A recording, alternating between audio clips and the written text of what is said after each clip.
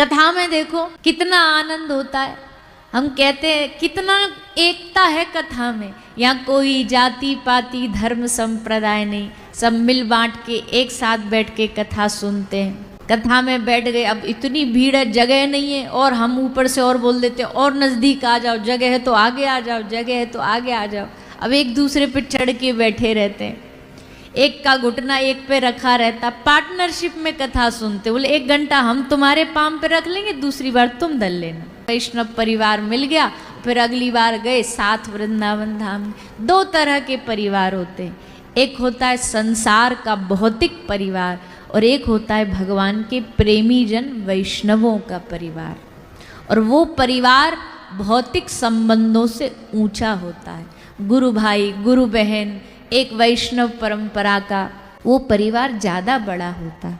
एक भजन की पंक्ति में गाते हैं कि तेरे भक्तों से हो प्रिय तेरा परिवार, जगत के रिश्तेदारों ने बिछाया जाल माया का।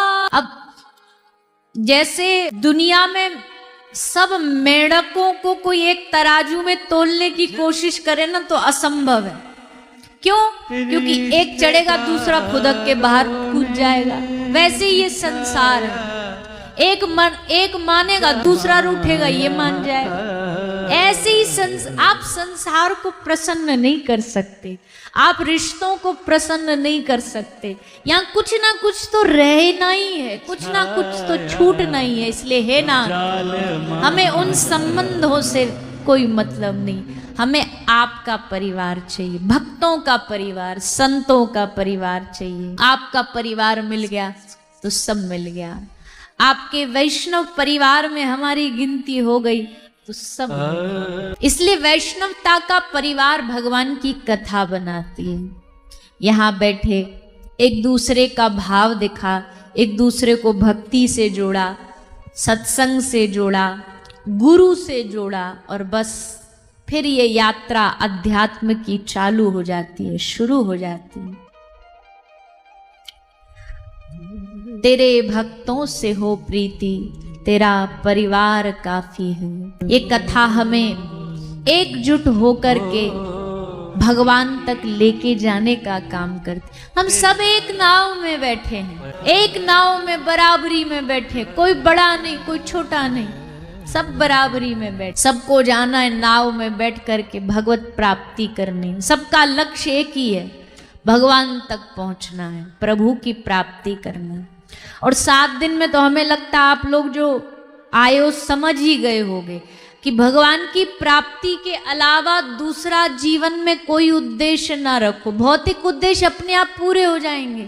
आपका अगर लक्ष्य भगवान है ना तो भगवत प्राप्ति का लक्ष्य बना के चलो। बाकी संसार की चीजें तो भगवान ऐसे क्या कृपा नहीं करी उनने हम पे, जहां जाते हैं भक्त मिल जाते हैं।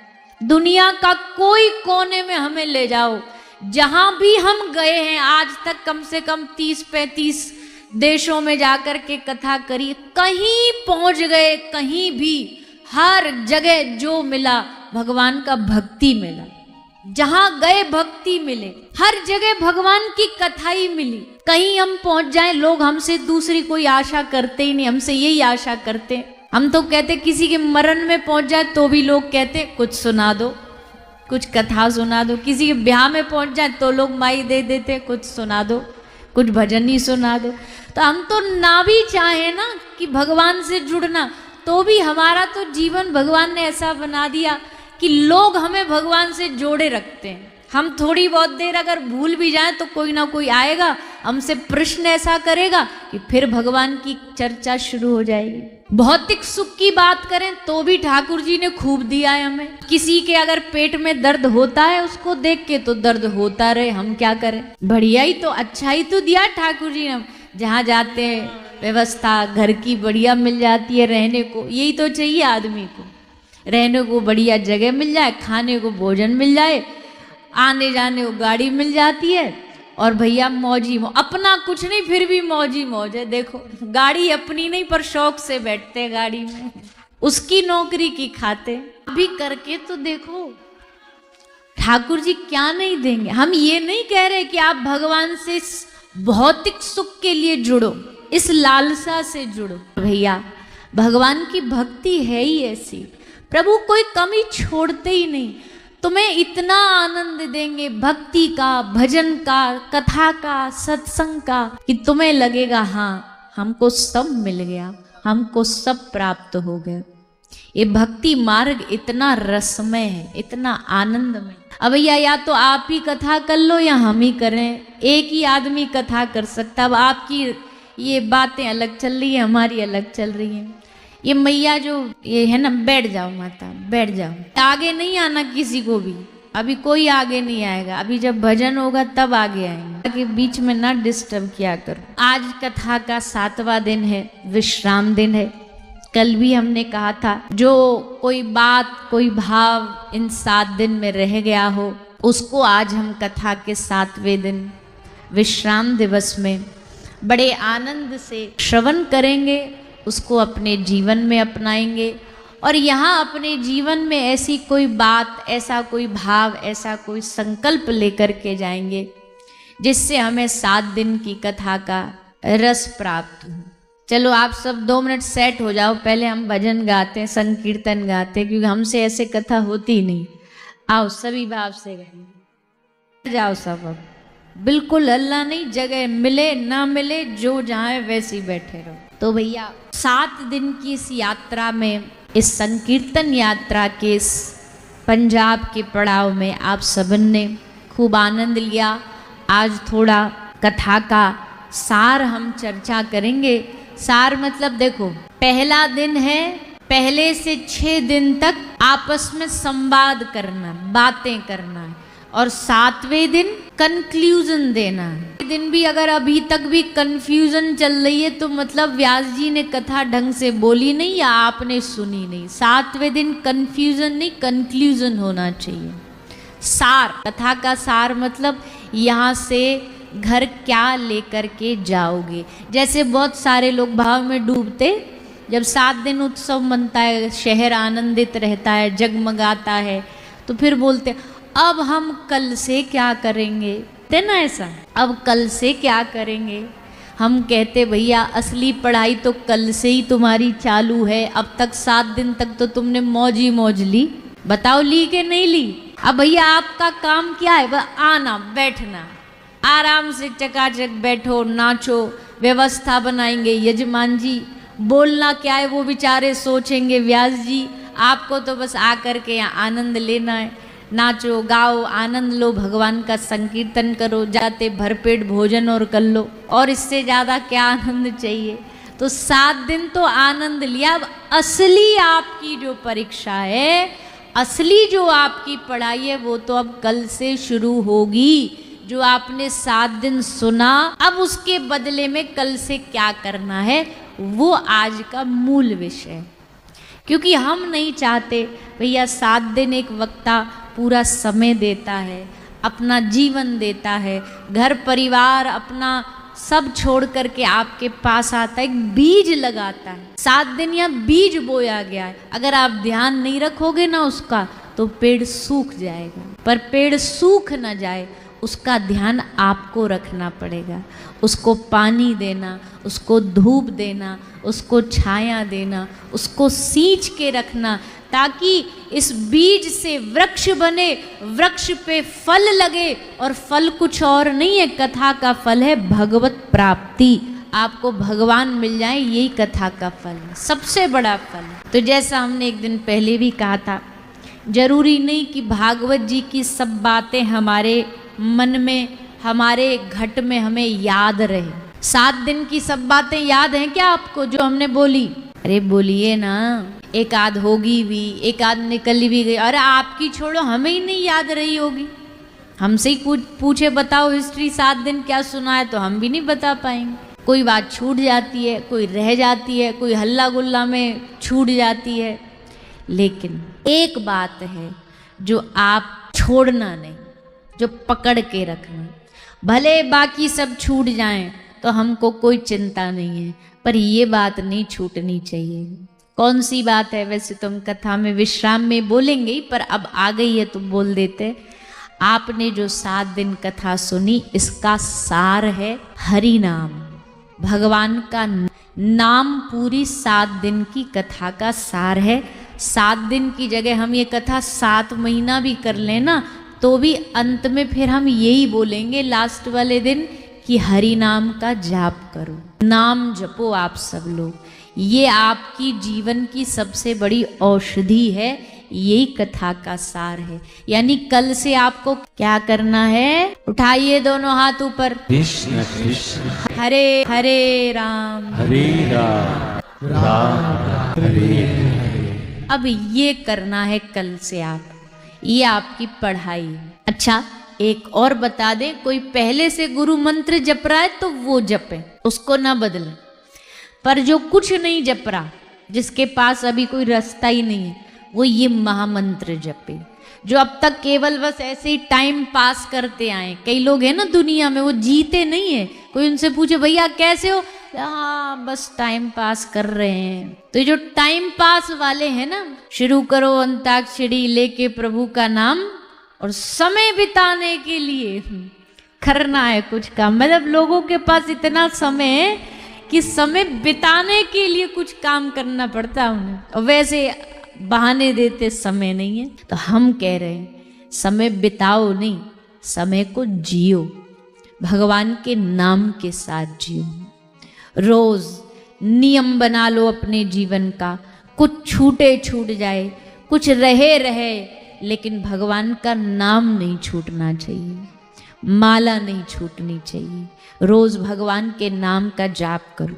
चलते फिरते, खाते पीते, सोते जगते, जाते आते, कहीं भी मौका मिल जाए, ना रुपया लगे, ना पैसा लगे, ना धेला लगे, नोन लगे, ना फिटकरी, और नाम बहू का होए।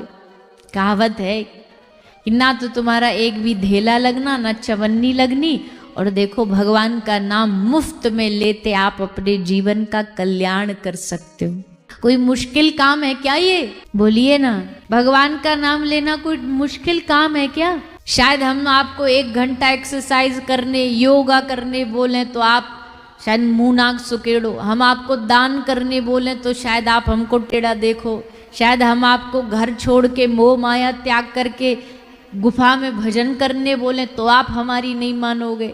पर अगर हम आपको कहें भैया कुछ नहीं करना, दुकान जैसे जा रहे थे वैसे जाओ, बिजनेस जैसे कर रहे थे वैसे करो, परिवार के संग रह रहे थे वैसे रहो, बस संग में हरे कृष्णा राधा जो भी नाम है उसका जाप करो। ये तो संभव है ना, ये तो आसान है ना, सबके लिए सहज है। बस अपने मन को पक्का कर लीजिए, अपने हृदय को पक्का कर लीजिए। हमें भगवान का नाम आज से अपने जीवन में जोड़ देना है, कैसे भी। माइनस कुछ नहीं करना, कथा सुन करके प्लस करना। माइनस के चक्कर में घबरा जाते हैं हम। साधु संत महापुरुष कहते हैं भैया मोह त्याग दो, घर बार त्याग दो, और उसके चक्कर में आदमी घबरा जाता है। मोह त्यागने की बात करते हो, काम क्रोध लोभ मोह त्यागने की बात करते हो। यहाँ लोगों से 5 रुपया की तम्बाकू की पुड़िया नहीं छोड़ी जाती। कथा में भी कई लोग तो हमने कभी देखे, कथा में भी आते तो उनकी गोजा में जेवा में संग धरी आती, और जैसे व्यास जी बोलते ना कथा में हरिनाम संकीर्तन करिए, ताली बजाइए, तो दुनिया ताली बजा रही होती है, वो उसमें बीच में रख के उसको ऐसे कर रहे होते। 2 रुपया की सिगरेट नहीं छोड़ी जाती आदमी से। इतने 6 फुट लंबे आदमी को 2 इंच की सिगरेट कथा में से भी उठा के ले जाती है कि उठ चल और मुझे पी के आ। बताओ ताकत किस में ज्यादा हुई, आदमी में या सिगरेट में? आदमी ताकतवर वो नहीं है, वो उसका गुलाम है जिस चीज को वो छोड़ नहीं सकता। नशे में लोग जीवन अपना कैसे बर्बाद कर लेते। शराब उनकी मालिक है, वो गुलाम है। शराब कहेगी ये कर तो उसे करना पड़ेगा, जब लगेगी तलब तो उसे पीने के लिए जाना पड़ेगा। दूसरा हम ये भी निवेदन कर दें, नाम जाप तो है ही है, पर 7वें दिन अगर आप हमें कुछ दक्षिणा देना चाहते हो, कुछ भागवत जी को समर्पित करना चाहते हो, वैसे तो आप सब भगत लोग ही हो, पर फिर भी गलती से जीवन में कोई गलत आप आदत हो, गलत नशा हो, गलत आहार हो, तो आज उसको यही कथा में स्वाहा यही छोड़ करके चले जाइएगा। यही आपकी कथा की सबसे बड़ी दक्षिणा होगी। आज के बाद हम अपने जीवन में कुछ गलत खाएंगे नहीं, गलत पिएंगे नहीं। कोई मांस खाता है, कोई मदिरा पीता है, कोई बीड़ी तम्बाकू, कुछ भी हो सकता है, किसी की कोई आदत बुरी हो, उसको यहाँ कथा में समर्पित करके जाइए। जीवन अच्छा बनाना है, ऐसा बनाना है कि ठाकुर जी देख के खुश हो जाए। आहा क्या अच्छा शुद्ध जीवन है इसका। खुद भी मर रहे हैं, परिवार भी परेशान है। अच्छा, आज से कुछ समय पहले तक, कुछ सालों पहले तक तम्बाकू सिगरेट पर कुछ ऐसा लिखा नहीं आता था। अब उस पर स्पष्ट लिखा आता है कि smoking is injurious to your health.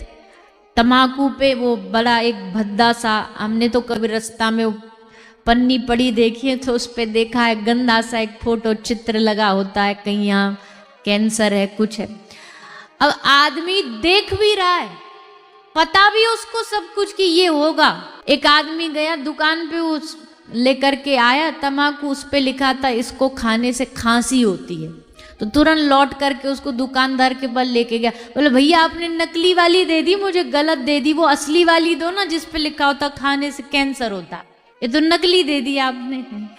पता है आदमी को, पर पता होने के बाद भी भैया, तो हम यही प्रार्थना करेंगे अपने बालकों को, बच्चों को नशे से बचाओ, गलत खान पान से बचाओ। कोई आपके दोस्त हैं गलत खा रहे हैं, गलत पी रहे हैं, उन्हें हाथ जोड़ के समझाओ, रोको ना, रोके उन मर्जी, पर आप अपना कर्तव्य निभाओ कि गलत हम ना उनका साथ दें। आहार शुद्ध हो, आहार शुद्धि से जीवन शुद्ध होता है, जीवन शुद्धि से भक्ति आती है, भक्ति से भगवान आते हैं। घर में आहार भी अच्छा बनाओ, भोजन अच्छा बनना चाहिए, शुद्ध सात्विक आहार बनना चाहिए।